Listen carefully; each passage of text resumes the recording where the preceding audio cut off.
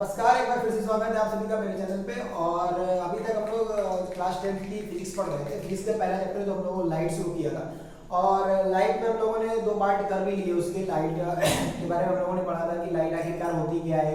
उसके बाद हम लोगों ने रिफ्लेक्शन पढ़ा था कि रिफ्लेक्शन क्या होता है। उसके बाद मैंने आपको एक्सपेरिमेंट करके दिखाया था कि रिफ्लेक्शन होता क्या है एक्चुअल में। उसके जो दोनों नियम थे, दोनों लॉज थे, मैंने उस पर बात करी थी कि दोनों लॉज आखिरकार होते क्या, और उस पर भी एक्सपेरिमेंट किया था कि दोनों लॉज सही है या गलत है। तो हम लोगों ने उससे भी देखा था कि दोनों लॉज क्या है, बहुत एकदम करेक्टली तो प्रूफ भी किए थे कि हाँ इससे कुछ सही है। उसके बाद हम लोगों ने नेक्स्ट पार्ट में उसमें बात करी थी कि इमेजेस क्या होती हैं, कौन कौन सी टाइप की इमेजेस होती हैं। और उसके बाद हम लोगों ने बात करी थी मिरर क्या होते हैं। उसके बाद फिर हम लोग कॉन्वेक्स और कॉन्केव मिरर के बारे में बात कर रहे थे। आज इसी को हम लोग आगे बढ़ाएंगे और कॉन्वेक्स और कॉन्केव मिरर से जो इमेज फॉर्मेशन होगा उस बारे में बात करेंगे। और कॉन्वेक्स और कॉन्केव मिरर आखिरकार होते क्या है, तो उस पर थोड़ी सी चर्चा करेंगे और उसको समझने की कोशिश करेंगे आखिरकार कॉन्वेक्स और कॉन्केव मिरर होते क्या है। तो इससे पहले कि मैं आपको कॉन्वेक्स और कॉन्केव मिरर के बारे में बताऊं, तो पुराना अगर आपने वो पार्ट मेरा नहीं देखा है कि मैंने उसमें पार्ट में अगर आपने इमेजेस नहीं पता आपको इमेजेस क्या होती हैं, रियल इमेज क्या होती है, वर्चुअल इमेज क्या होती है, तो आप मेरे उस वाले वीडियो पे जाकर चेक करिए और आपको वहां पर मिल जाएगा। और आप वहां से उस इमेजेस के पार्ट को पूरा कवर करके फिर हम लोग इस पे पढ़ेंगे, तो ज्यादा आपको ये डीपली समझ में आएगा कि आखिरकार होते क्या है। ठीक है, तो सबसे पहले मैंने आपको यहाँ बताया था कि रिफ्लेक्शन क्या होता है। हम लोग रिफ्लेक्शन की बात करी थी। चलिए 2 मिनट आपको रिकैप करा देते हैं।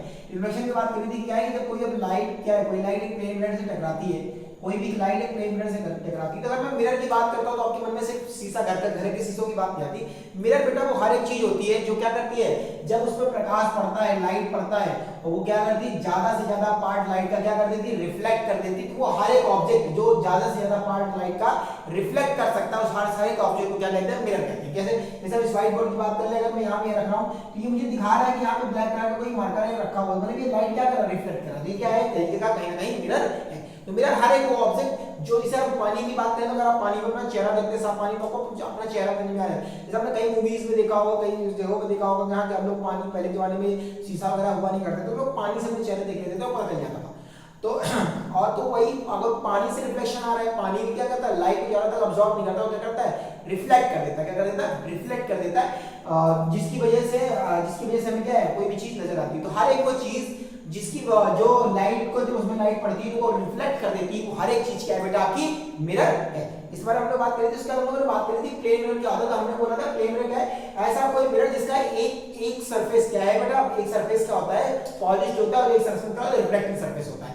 जैसे अगर बात करेंगे, अगर आप प्लेन मिरर लेंगे, प्लेन मिरर में अगर आप कभी कंचा रखेंगे, कभी आप गोलियां देखिए बचपन में आपने समझ की होगी, कंचा रखेंगे तो कंचा क्या है, वो उसको घूम करके वापस गिर जाएगा, वो क्या है, उस पर रुकेगा नहीं। लेकिन अगर भाई स्फेरिकल मिरर होगा, चाहे कॉन्केव हो चाहे कॉन्वेक्स हो, कोई भी स्फेरिकल मिरर होगा, अगर आप उस पर कंचा रखेंगे तो वापस घूम करके क्या आएगा, अपने सेंटर पे वापस आ जाएगा। घर पे एक्सपेरिमेंट इसका करिएगा, आपको नॉर्मल घर पे देखने को मिल जाएगी।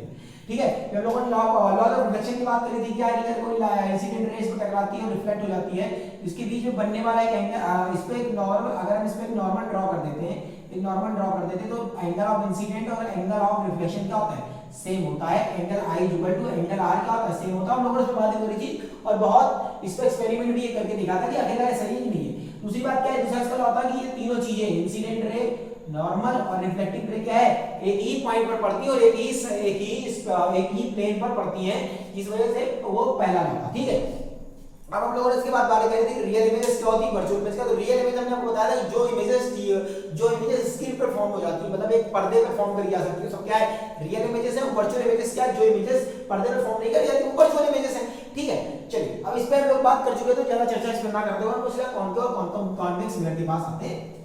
कॉन्वेक्स और कॉन्केव मिरर की बात करूं बेटा, तो मैं आपको बताया था कि स्फेरिकल मिरर होता है। क्या होता है स्फेरिकल, जैसे कि मैं बात करूं कॉन्वेक्स और कॉन्वेक्स में, पहले क्या करेंगे, स्फीयर ड्रॉ करेंगे। क्या है इसमें, एक स्फीयर ड्रॉ करेंगे। ये आपका क्या है, ग्लास स्फीयर है। क्या है, एक ग्लास स्फीयर है। ठीक है, ये ग्लास स्फीयर है।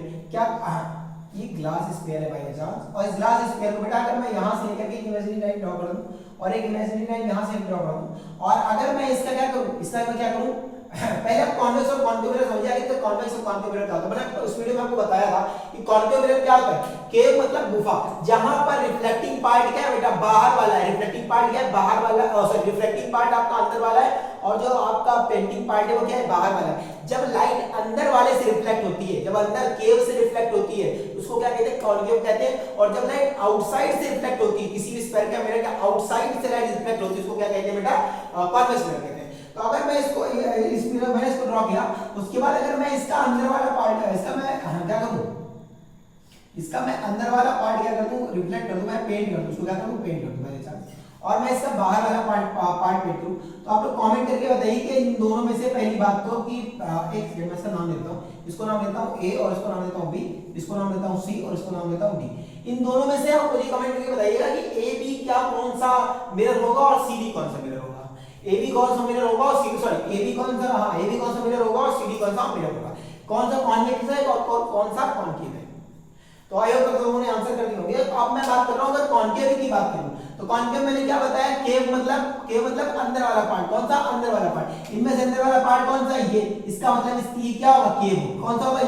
तो अगर मैं डीसी की बात करूं तो क्या है बेटा आपका कॉनकेव है, क्या है, कॉनकेव है, कौन सा मिरर है, ये कॉनकेव है। और यहां पर क्योंकि आउटसाइड वाला पार्ट आपका रिफ्लेक्टिंग है, आउटसाइड वाला पार्ट आपका रिफ्लेक्टिंग है, इसको क्या कहते हैं बेटा, कॉन्वेक्स मिरर कहते हैं, क्या कहते हैं, कॉन्वेक्स मिरर, क्या कहते हैं, कॉन्वेक्स मिरर।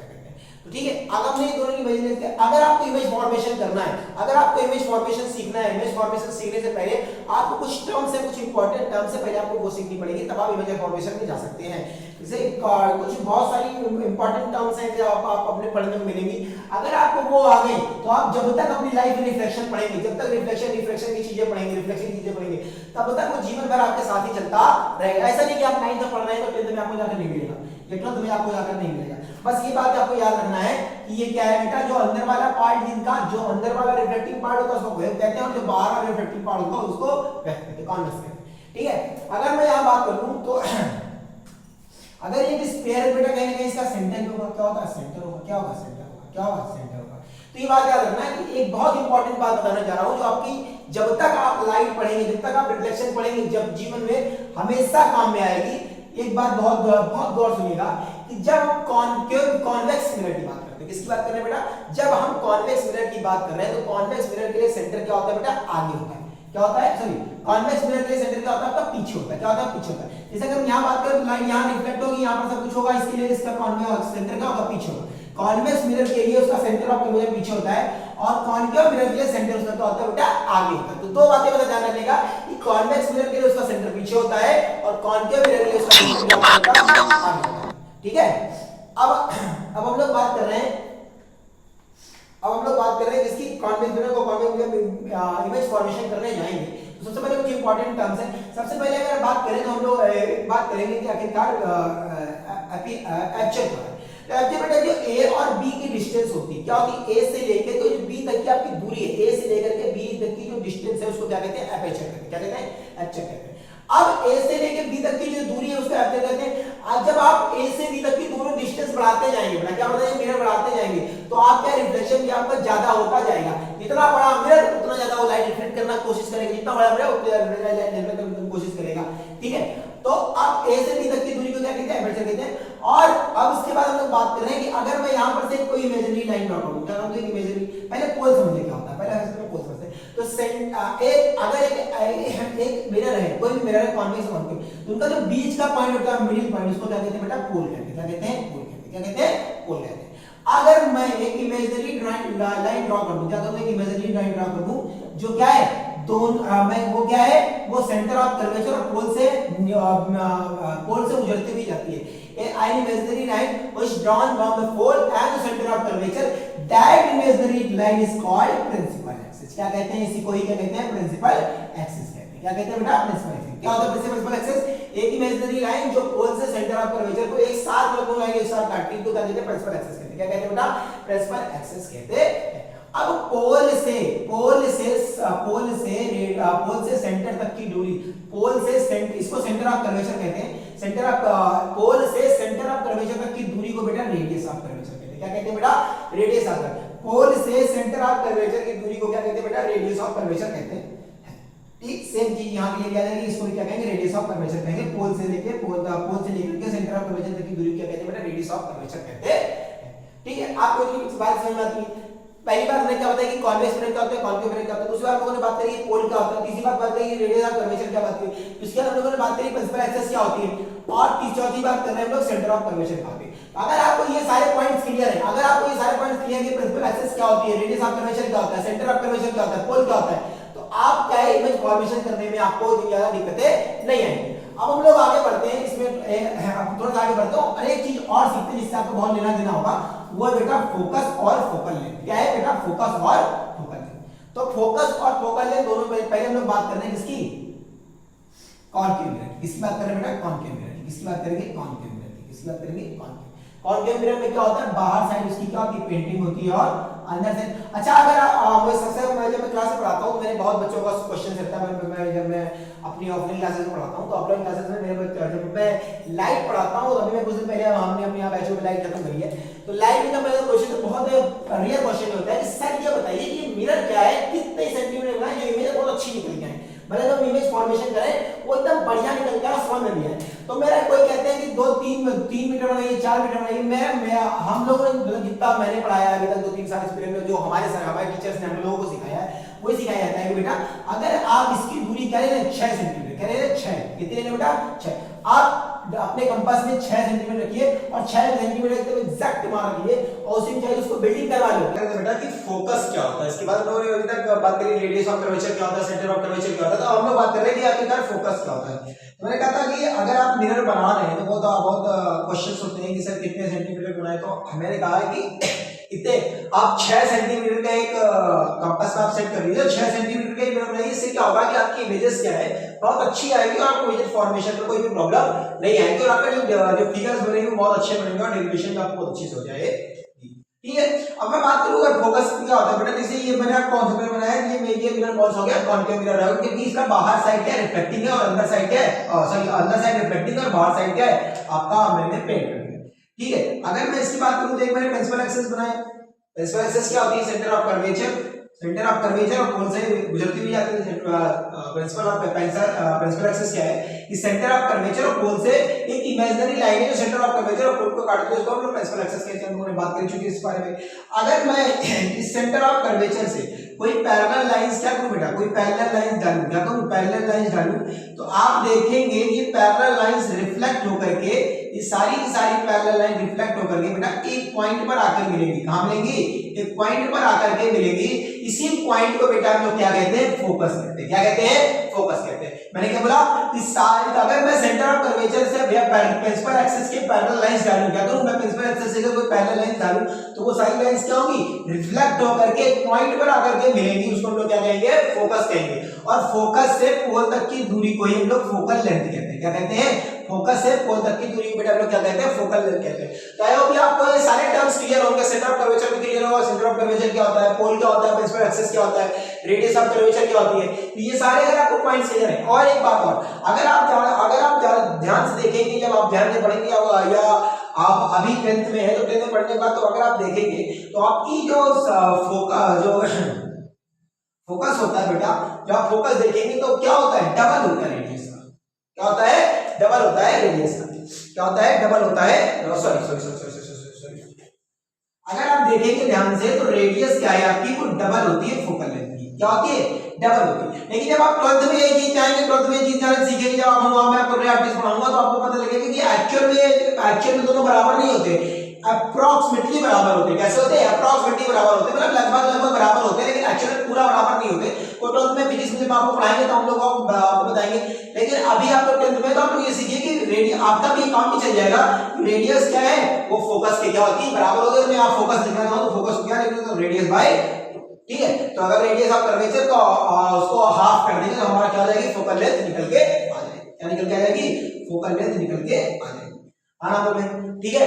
अब ये हो गए, ये सारे टर्म्स हो गए। अगर आप इमेज फॉर्मेशन करने जा रहे हैं तो आपको ये टर्म्स क्लियर है। जैसे अगर आपको कोई चीज, अगर आपको घर बनाना है, घर बनाने के लिए अगर आपकी नींव अच्छी है, क्या है आपने बहुत अच्छी नींव डाल दी है तो आपका घर अच्छा बनेगा। अगर आप नींव ही अच्छी नहीं डाली तो घर आपका अच्छा नहीं बनेगा। तो इसी इमेज फॉर्मेशन अगर पढ़ने जा रहे हैं, अगर आपको प्रिंसिपल एक्सिस पता है, सेंटर ऑफ कर्वेचर पता है, फोकस पता है, फोकल लेंथ पता है, रेडियस पता है, अगर आपको ये सारी चीजें पता है तो आप इमेज फॉर्मेशन अच्छे से कर सकते हैं। अब कुछ रूल्स होते हैं इमेज फॉर्मेशन करने से पहले, तो कुछ रूल्स के बारे में बात कर लेते हैं। रूल्स क्या है, कई रूल्स होते हैं। जैसे रूल नंबर फर्स्ट की बात कर लें, दोनों इमेज के कुछ 4 से 5 रूल बताऊंगा, 4 से अगर आपको ये 4 से 5 रूल क्लियर है, अगर आपको ये 4 से 5 रूल क्लियर है तो आपको इमेज फॉर्मेशन में कभी भी बेटा कोई भी प्रॉब्लम नहीं होगी। सबसे पहले पहला रूल क्या है कि अगर मैं क्या ले लूं बेटा, एक कॉनकेव मिरर ले लूं, क्या ले लूं, कॉनकेव मिरर ले लूं, ये आपकी प्रिंसिपल एक्सिस होगी जो यहां से पोल और सेंटर ऑफ कर्वेचर होते हुए जा रही है, इसको मैं यहां पर फोकस मान लूं, ठीक है। अगर कोई भी रे क्या कहे, अगर कोई भी पैराबोल क्या कहता है, अगर कोई भी रेज प्रिंसिपल एक्सिस के पैरेलल आती है, क्या आती है, प्रिंसिपल एक्सिस के पैरेलल आती है बेटा, तो वो सारी रेज कहां फोकस से होकर के गुजरेंगी, कहां से होकर गुजरेंगी, फोकस से होकर के गुजरेंगी। अगर कोई भी रेज क्या होता है, अगर कोई भी रेज प्रिंसिपल एक्सिस के पैरेलल आती है, प्रिंसिपल एक्सिस से पैरेलल आती है, तो क्या होगी, फोकस से होकर के गुजरेंगी, इसको हम लोग फोकस से होकर के गुजरेंगी।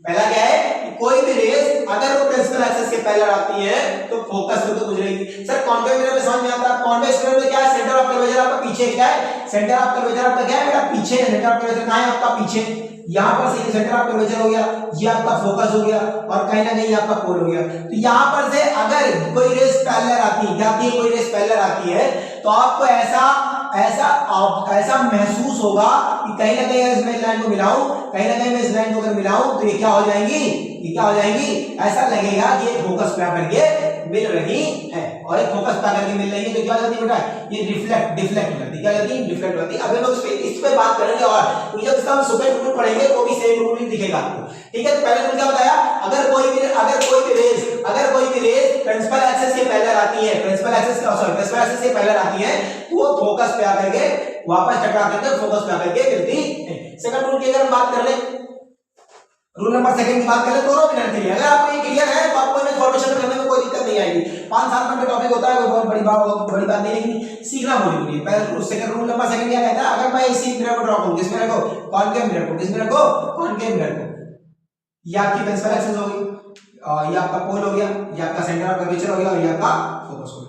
अगर कोई रेस क्या है, अगर कोई रेस फोकस से होकर गुजरती है, अगर फोकस से होकर के गुजरती है तो वो क्या हो जाती है, प्रिंसिपल एक्सिस के पैरेलल हो जाती है। अगर कोई रेस फोकस से होकर गुजरती है तो सेंटर ऑफ कर्वेचर की क्या हो जाती है, पैरेलल, सॉरी प्रिंसिपल एक्सिस क्या हो जाती है बेटा, पैरेलल हो जाती है। अगर कोई रेस फोकस से होकर गुजरती है तो सेंटर प्रिंसिपल एक्सिस क्या हो जाएगी, पैरेलल हो जाएगी। सेम चीज कॉन्वेक्स के लिए भी आती है। अब रूल नंबर 3 की बात कर ले, इसकी बात कर ले, रूल नंबर 3 की बात कर ले। पहला रूल क्या बताया मैंने आपको कि अगर कोई रेस क्या होता है, अगर कोई रेस आपकी प्रिंसिपल एक्सिस के पैरेलल आ रही है, अगर कोई रेस आपकी प्रिंसिपल एक्सिस के पैरेलल आ रही है तो वो क्या हो जाएगी, फोकस से होकर गुजरेगी। और अगर दूसरी कोई रेस जो फोकस से गुजर रही है तो वो क्या हो जाएगी, प्रिंसिपल एक्सिस, सॉरी वो क्या हो जाएगी, प्रिंसिपल एक्सिस के पैरेलल हो जाएगी। रूल नंबर 3 क्या है, रूल नंबर 3 क्या है, रूल नंबर 3 है बेटा आपका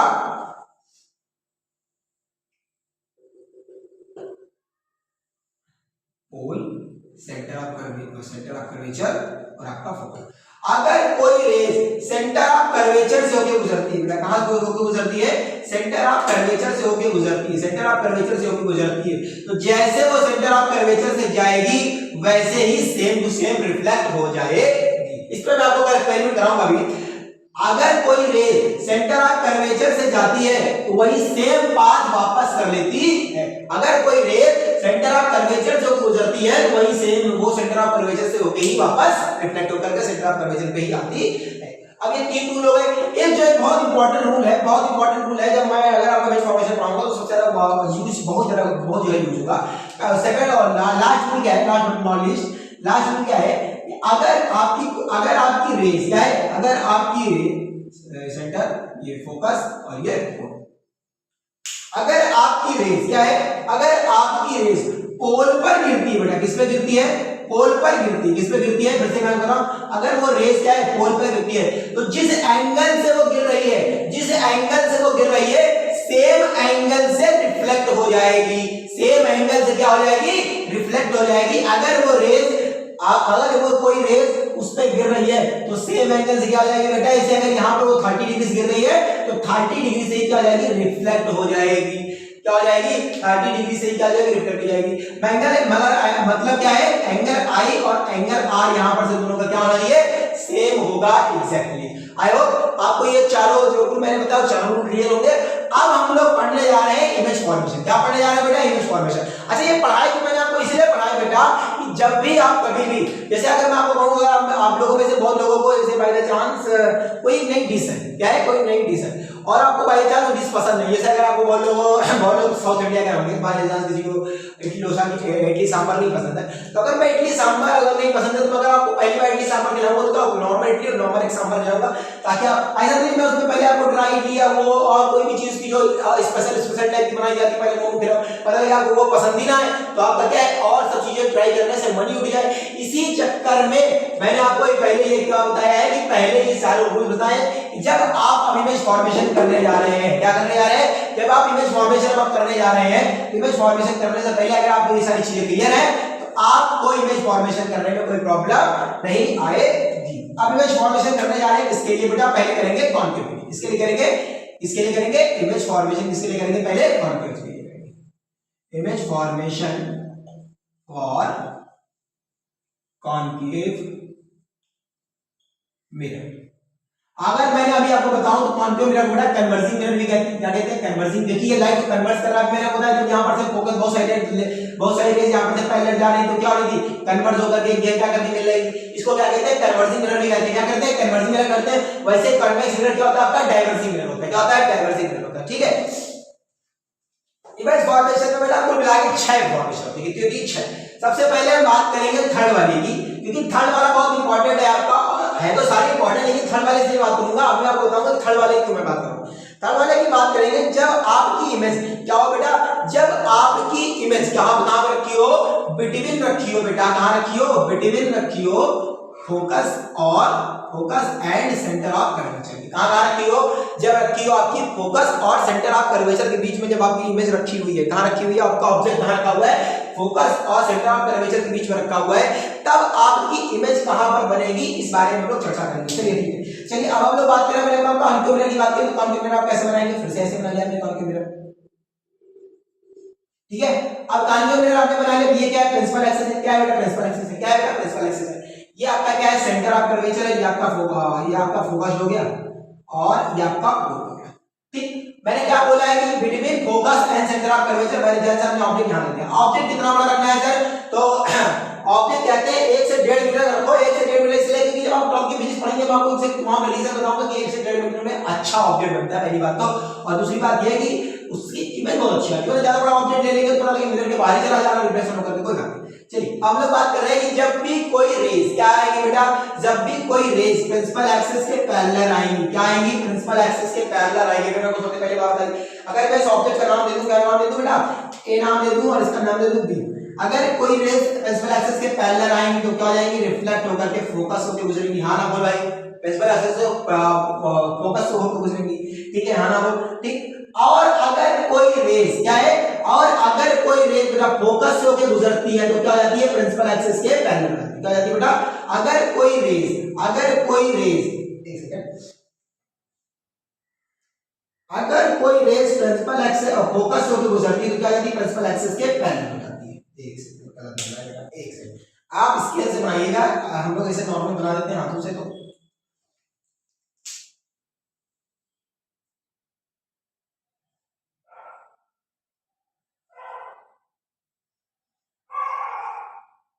पहला सेंटर ऑफ पैरेलल है, अगर वो पैरेलल है तो क्या होगा? फोकस होती गुजरेगी। हाँ ना बोल भाई, प्रिंसिपल फोकस से गुजरेगी। और अगर वो फोकस से गुजरी, कहां फोकस से गुजरी तो क्या हो जाएगी? पैरेलल हो जाएगी। कहां हो जाएगी? पैरेलल हो जाएगी। तो इमेज आपने क्या देखा, कहां बन रही है? सी के पीछे बन रही है। कहां बन रही है? सी के पीछे बन रही है। कैसे बन रही है? उल्टी बनती है। कैसे बनती है? उल्टी बनती है। तो सबसे पहले जब आप इमेज फॉर्मेशन पढ़ेंगे, इमेज फॉर्मेशन का कोई भी बनाएगा तो 3 चीजों के बारे में बहुत जरूरी। पहला क्या है कि वो इमेज का नेचर कैसा है, क्या है?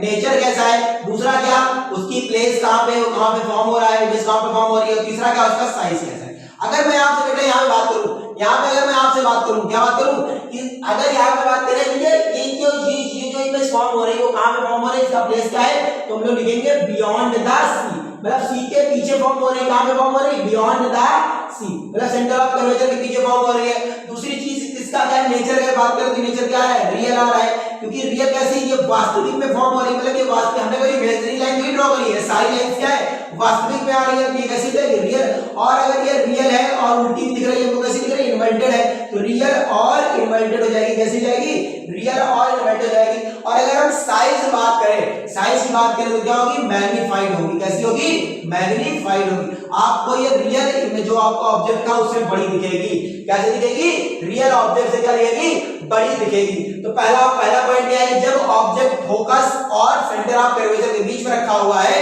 तब उसकी इमेज कहां बनती है, सेंटर ऑफ कर्वेचर के पीछे बनती है, ठीक है। अब हम लोग दूसरा, अगर हम लोग दूसरे पॉइंट की बात करें, किसकी बात करें, दूसरे पॉइंट की बात करें, तब क्या करें, दूसरे पॉइंट की बात करें। अब हम लोग ऑब्जेक्ट को पीछे ले चले, किस में ले चले बेटा, पीछे ले चले, कहां ले चले, पीछे। अब कहां ले जाएंगे हम इसको, सेंटर में ले जाएंगे, कहां ले जाएंगे, एट सेंटर, कहां ले जाएंगे, एट सेंटर, कहां ले जाएंगे, इमेज को सेंटर में ले जाएंगे, कहां ले जाएंगे, सेंटर में ले जाएंगे। चलो ले चलो सेंटर में, इमेज को पीछे ले चलो, ये आपकी प्रिंसिपल एक्सेस होगी, ये आपका सेंटर हो गया, ये आपका फोकस हो गया और ये आपका पोल हो गया। कहां रखा हुआ है ऑब्जेक्ट, सेंटर में रखा हुआ है, कहां रखा हुआ है, सेंटर में ही रखा हुआ है, ए और बी। जब सेंटर में रखा हुआ है, फिर से वही चीज, अगर सेंटर पे है, अगर कोई लाइन पैरेलल जा रही है तो क्या आ जाएगी बेटा, फोकस से पास हो जाएगी, क्या आ जाएगी, अगर कोई लाइन पैरेलल जा रही है तो क्या हो जाएगी, सेंटर फोकस से पास हो जाएगी।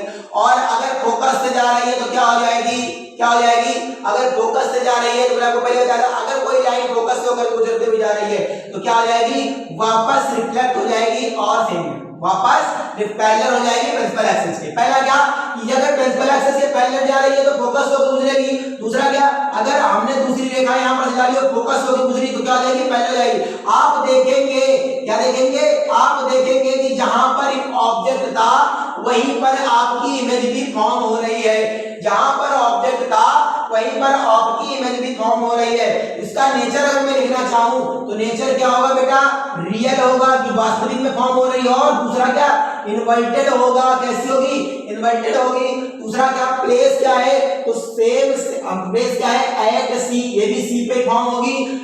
साइज क्या है बच्चा, तो लगभग सेम साइज की फॉर्म होती है, कैसी फॉर्म होती है, सेम साइज की फॉर्म होती है, कैसी फॉर्म होगी, सेम साइज की फॉर्म होगी। ये दोनों पॉइंट क्लियर होंगे, ठीक है। चलिए नेक्स्ट पॉइंट में बढ़ते हैं। अब हमने क्या करेंगे, अभी तक हमने पहला क्या केस किया, क्या फोकस और सेंटर ऑफ कर्वेचर बीच में गया, अब ऑब्जेक्ट हम पीछे ले गए सेंटर ऑफ कर्वेचर के, अब हम ऑब्जेक्ट सेंटर ऑफ कर्वेचर के भी पीछे लेके जाएंगे, कहां लेके जाएंगे, सेंटर ऑफ कर्वेचर के भी पीछे लेके जाएंगे। तो चलिए सेंटर ऑफ कर्वेचर के पीछे ले चलिए ऑब्जेक्ट को, ठीक है। जब आप ये सेंटर ऑफ कर्वेचर हो गया, ये फोकस हो गया, ये पोल हो गया। अब जब ऑब्जेक्ट आपका बेटा सेंटर ऑफ कर्वेचर के पीछे है, अब जब आपका ऑब्जेक्ट सेंटर ऑफ कर्वेचर के पीछे है तो पहला क्या, पहली ने क्या भाई, ये क्या हो जाएगी, पहली डाली, अगर पहले डाली तो फोकस हो गया, दूसरे ध्यान ना बोल भाई, अगर फोकस, अगर पहली डाली, अगर पहली लाइन डाली और ये क्या होगी, फोकस से होकर के गुजरेगी, वापस आना बोल भाई। हम लोगों ने थोड़ी देर पहले बात करी है।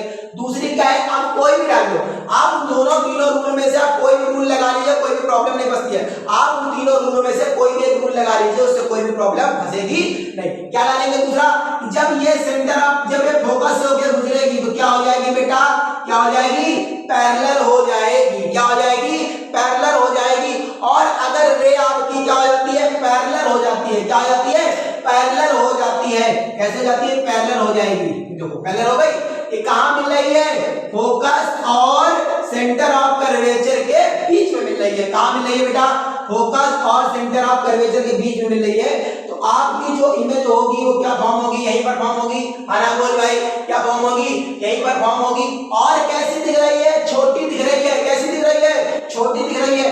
तो मैं अगर यहाँ पे ऑब्जेक्ट का नेमिफिकेशन करें, इसका नेमिंग करें, इसको क्या बोलेंगे, ए बोलेंगे, इसको बोलेंगे बी, इसको बोलेंगे ए डैश, इसको बोलेंगे बी डैश, आना बोल भाई, ए डैश बी डैश। नेचर की बात करें बेटा, कैसा नेचर होगा इसका, तो नेचर कैसा होगा, रियल होगा और इन्वर्टेड होगा, कैसा होगा, रियल होगा और इन्वर्टेड होगा। दूसरी अगर इसकी बात करें, इसकी प्लेस की बात करें, या इसकी कहां पे फॉर्म होगा, तो कहां फॉर्म होगा, between between centre of curvature and focus, centre of curvature और फोकस के बीच में फॉर्म होगा।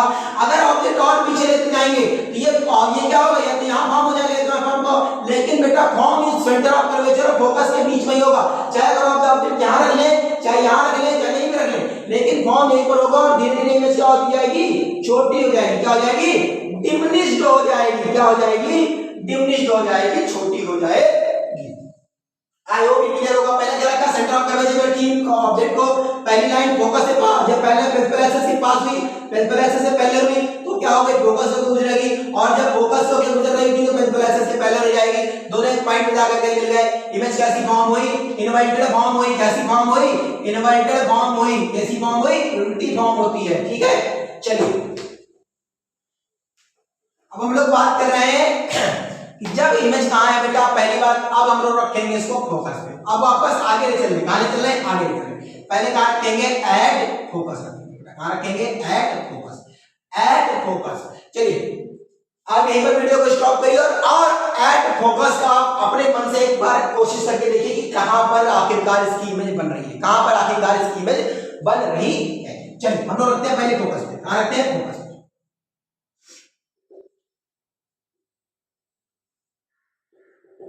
रखो फोकस पे, principal axis, centre of curvature, focus और ये कोण। ठीक, अब हम फोकस पे इमेज है, कहां पे बेटा, फोकस पे इमेज है। कहां पे है, फोकस पे। कहां पे है, फोकस पे। अब फोकस पे है तो कोई भी लाइन अगर पैरेलल तो जाएगी नहीं, पैरेलल जाएगी तो कहां से गुजरेगी, फोकस होकर गुजरेगी। यहां पर गुजार सकते हैं, फोकस होकर गुजार देंगे। इसको सीधी सीधी बनाना आप स्केल से बनाइएगा। ठीक है, फोकस होकर गुजार देंगे। अब क्या बनाएंगे, अब क्या यहाँ पर फोकस से होकर के गुजर के द्वारा आ सकती है आंसर। जब इमेजिन फोकस पे है सर जी, जब इमेजिन फोकस पे है सर, तो कैसे फोकस होकर गुजार देंगे दूसरी लाइन, तो नहीं गुजार सकते। तो हमने आपको तीसरा रूल बताया था, जब कोई लाइन पोल पर गिरती है, कहां पर, पोल पर इंसिडेंट होती है, तो जिस एंगल से वो इंसिडेंट होती है उसी सेम एंगल से आप उसको रिफ्लेक्ट करेंगे। क्या करेंगे, रिफ्लेक्ट करेंगे। किसी एंगल से, सेम एंगल से रिफ्लेक्ट करेंगे। अगर आप इन दोनों लाइनों को देखेंगे ध्यान से, अगर आप इन दोनों लाइनों को ध्यान से देखेंगे बेटा, किससे देखेंगे, ध्यान से और कान खोल के देखेंगे, तो आपको क्या दिखाई पड़ेगा, आपको क्या दिखाई पड़ेगा कि ये दोनों लाइनें आपस में पैरेलल हैं। क्या है बेटा, पैरेलल हैं। कैसी हैं, पैरेलल हैं। और आपको पहले पढ़ाया गया है मैथ में कि पैरेलल लाइन कभी भी मिलती नहीं है जाकर के, कहां होती है, मिलती नहीं है जाकर के। तो अगर आपकी इमेज, अगर आपका ऑब्जेक्ट फोकस पे रखा है, कहां रखा है, फोकस पे रखा है, तो आपकी इमेज का, आपका इमेज का नेचर, पहले क्या होता है, नेचर, तो उसके बाद क्या होता है इसका प्लेस, कहां पे फॉर्म होगी, तीसरा क्या है, साइज। तो नेचर तो इसका रियली होगा। कहीं पर अगर कहीं पर बाई चांस हम लोग मान ले कि कहीं पर जाकर बाई चांस मिलेगी, अगर कहीं पर मिलेगी भी तो रियल फॉर्म होगी। और जैसी अगर मान ले कि यहाँ पर आकर के मिलेगी, बाई चांस मान लो यहाँ पर आकर मिलेगी, हालांकि नहीं, हालांकि मिलेगी नहीं, लेकिन बाई चांस यहाँ पर आकर मिल लो, तो देखो कितनी बड़ी फॉर्म हो रही है, कितनी बड़ी फॉर्म हो रही है, बहुत बड़ी फॉर्म होगी। तो इसका प्लेस क्या होगा, प्लेस क्या होगा, एट इंफिनिटी। कहां पे फॉर्म होगी, इंफिनिटी में फॉर्म होगी। पता ही नहीं कहां पे फॉर्म होगी, अभी कुछ क्लियर ही नहीं है। क्योंकि आप लोग इसके बाद का टॉपिक कर रहे हो, क्या कर रहे हैं, अगर इमेज आपकी फोकस और पोल के बीच में कैसी है, फोकस और पोल के बीच में कैसी है बेटा, फोकस और पोल के बीच में है। कहां पर है, फोकस और पोल के बीच में है। तो हमने कॉन्केव मिरर ड्रॉ किया, कॉन्केव मिरर ड्रॉ किया, वापस एक लाइन खींची, वापस एक लाइन खींची, क्या करी, एक लाइन खींची, एक लाइन ड्रॉ करी। और ये लाइन क्या है बेटा, प्रिंसिपल एक्सिस है। हम लोगों ने क्लियर सही बात कर रहे हैं कि प्रिंसिपल एक्सिस है। यहाँ पर क्या है, आपका सेंटर है, यहाँ पर आपका क्या है, फोकस है, यहाँ पर आपका क्या है, पोल है। अगर ऑब्जेक्ट यहाँ पर है, कहां पर है, ऑब्जेक्ट आपका फोकस पे और पोल के बीच में, तो क्या होगा, अगर मैं यहाँ पर से पैरेलल लाइन गिराऊंगा तो ये वापस फोकस से होकर गुजरने से पहले क्या हो जाएगी, इस ऑब्जेक्ट से टकरा जाएगी। और जब इस ऑब्जेक्ट से वापस ये लाइन टकरा जाएगी तो क्या हो जाएगा, वापस जब लाइन पहले ही फोकस से होने से पहले ऑब्जेक्ट से टकरा जाएगी, लाइन वापस दिखेगी नहीं। तो इसीलिए आपका अगर जहां भी कहीं पढ़ाया गया आपको ये लाइन फोकस होकर गुजर सकती नहीं, गुजर सकती। आप खुद समझिए ना कि अगर ये ऑब्जेक्टिव बीच में पड़ रहा है तो फोकस होकर लाइन कैसे गुजर जाएगी। तो इसके लिए क्या मैंने आपको दूसरा बना रखा था कि अगर कोई लाइन पोल पर गिर रही है, क्या हो रही है, पोल पर गिर रही है, जिस एंगल से गिर रही है उसी एंगल से क्या हो जाएगी, रिफ्लेक्ट हो जाएगी, उसी एंगल से एंगल से रिफ्लेक्ट हो जाएगी। फिर दूसरा क्या, अगर मैं यहां पर से सेंटर ऑफ कर्वेचर से एक लाइन को पास कराता हूं, सेंटर ऑफ कर्वेचर से एक लाइन को पास कराता हूं, तो वो लाइन क्या हो जाएगी, जैसे जैसे जाएगी वैसे वैसे सेम आ जाएगी। ये दोनों लाइनें क्या है, आपस में जाके कहीं मिलेंगी नहीं। लेकिन अगर हम यहां पर से एक इमेजिनरी लाइन ड्रॉ कर ले, एक इमेजिनरी लाइन ड्रॉ कर ले यहां पर से, तो हमें लगेगा कि एक पॉइंट पर आकर के मिल रही है, एक पॉइंट पर आकर के मिल रही है। ये पहला केस है कॉन्केव मिरर का बेटा, जहां पर आपकी इमेज क्या है, मिरर के पीछे फॉर्म हो रही है। कैसे फॉर्म हो रही है, मिरर के पीछे फॉर्म हो रही है, वरना अभी तक कितने केस पड़े मिरर के आगे फॉर्म हो रही थी। इसीलिए मैंने इसको सबसे लास्ट में बताया, हालांकि पहला केस किताबों में यही लिखा हुआ है, लेकिन फिर भी आप समझिए जो इमेजेस मिरर के पीछे फॉर्म होती है उनको वर्चुअल इमेजेस कहते हैं, और वो इमेजेस जो मिरर के आगे फॉर्म होंगी उनको रियल इमेजेस कहते हैं। मैंने आपको वहां पर डिफिनेशन बताई थी, रियल इमेजेस वो इमेजेस जो पर्दे पे फॉर्म होंगी और वर्चुअल इमेजेस जो पर्दे पे फॉर्म नहीं होंगी। उसके लिए दूसरी डिफिनेशन और समझिए, रियल इमेजेस वो इमेजेस जो मिरर के आगे फॉर्म होंगी और वर्चुअल इमेजेस वो इमेजेस जो मिरर के पीछे फॉर्म होंगी। अगर मैं यहाँ पे नेचर की बात कर लूं, किसकी बात कर लूं, मैं यहाँ पे नेचर की बात कर लूं, तो नेचर इसका ऐसा होगा, वर्चुअल होगा, आभासी नेचर है, क्योंकि हमको इमेजिनरी आ रहा है, हमारे मन में ऐसा हमने अपने मन में भावनाएं बना रखी है कि वो मेरी है, ऐसा कुछ नहीं है, मन में भावना बना रखी है। एक ऐसी होगी वर्चुअल होगी, और दूसरा क्या होगा, मतलब सीधी भी बनेगी। ये कैसी बनेगी, सीधी। अभी तक आपकी इन्वर्टेड बनती थी, लेकिन ये सीधी बनेगी, और वर्चुअल इमेजेस हमेशा इरेक्टिव बनती है, सीधी बनती है। आप आगे देखिए पढ़ेंगे, प्लेस क्या है, कहां बनेगा, बिहाइंड द मिरर, कहां बनेगा, मिरर के पीछे, बिहाइंड द मिरर कहां बनेगा, मिरर के पीछे बनेगा। और दूसरा क्या है, साइज कैसा है, तो आप खुद ही देख रहे हैं कितनी बड़ी है, तो मैग्नीफाइड इमेज बनेगी। कैसी बनेगी, हाईली मैग्नीफाइड लिख लो या मैग्नीफाइड लिख लो, कैसी बनेगी, मैग्नीफाइड इमेज बनेगी। तो अभी तक हमने आज के पूरे पार्ट में क्या पढ़ा, ये पढ़ा कि इमेज फॉर्मेशन कैसा होता है, पहले प्रिंसिपल एक्सिस क्या होती है, रेडियस ऑफ कर्वेचर क्या होता है, फोकस क्या होता है, पोल क्या होता है, इस सारे बारे में आना। उसका इमेज फॉर्मेशन पढ़े, सारे रूल पढ़े, और उनमें से एक जो बहुत इंपॉर्टेंट रूल पढ़ा, जब ऑब्जेक्ट पोल और फोकस के बीच में हो, जब ऑब्जेक्ट पोल और फोकस के बीच में हो, तब आपकी इमेज क्या है, इमेजिनरी बनेगी। हम लोग आपके मन में ऐसा लगेगा कि बन रही है, लेकिन हालांकि बनती नहीं। अब हम लोग पीछे बनेगी, और ये पहला केस है जहां पर कॉन्केव मिरर में जहां इमेज पीछे बनती है, वर्चुअल बनती है, इरेक्ट बनती है, सीधी बनती है, और आभासी इमेज बनती है। आई होप आपने इस चैप्टर में, आपने इस टॉपिक में जितने भी आपके डाउट्स होंगे वो क्लियर होंगे। अगर कोई भी आपका डाउट रह गया है तो आप मुझे कमेंट सेक्शन में बता सकते हैं, मैं आपके वो डाउट अपने जो आने वाले नेक्स्ट पार्ट में उसमें क्लियर करने की कोशिश करूंगा। तब तक के लिए बने रहिए मेरे साथ, और इसके बाद हम नेक्स्ट चैप्टर पढ़ेंगे, नेक्स्ट टॉपिक पढ़ेंगे इसका, वो कॉन्वेक्स की इन्फॉर्मेशन पढ़ेंगे। उसके बाद इस पे फार्मूलाज आएंगे। इस चैप्टर में दो ही चीजें इंपॉर्टेंट है, बताया न्यूमेरिकल्स और एक ये रे डायग्राम्स। तो रे डायग्राम्स आपके जीवन भर काम में आएंगे जब तक आप रिफ्लेक्शन डिफ्रेक्शन पढ़ रहे हैं। और दूसरी बात क्या है, जो आपके फार्मूलाज है, जो आपके इसके बाद जो नेक्स्ट पार्ट आने वाला है फार्मूलाज में और न्यूमेरिकल्स में होगा। तो आप तब तक के लिए ये सारी चीजें रिवाइज करिए, एक बार किताबों पे झांकिए, किताबों में देखिए, और फिर से जो भी अगर कोई आपका डाउट है तो आप कमेंट सेक्शन में बताइए। तब तक के लिए बने रहिए मेरे साथ। Thank you very much.